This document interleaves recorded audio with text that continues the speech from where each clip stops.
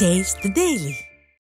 அதிமுக செயற்குழு மற்றும் பொதுக்குழு கூட்டத்தில் சிற்றுண்டியும் மதிய உணவும் கழக நிர்வாகிகளுக்கு பரிமாறப்பட்டது.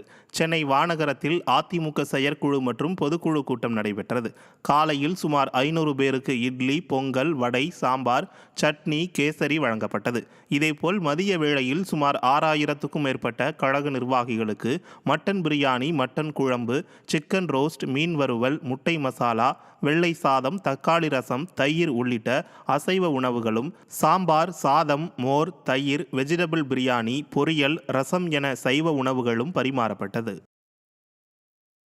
அதிமுகவின் வரவு செலவு கணக்குகளை அதிமுக முன்னாள் அமைச்சர் சி. விஜயபாஸ்கர் தாக்கல் செய்தார். சென்னை வானகரத்தில் அனைத்திந்திய அண்ணா திராவிட முன்னேற்றக் கழகத்தின் செயற்குழு மற்றும் பொதுக்குழு கூட்டம் நடைபெற்றது. இதில் அதிமுக முன்னாள் அமைச்சர் சி. விஜயபாஸ்கர் அதிமுகவின் வரவு செலவு கணக்குகளை தாக்கல் செய்தார்.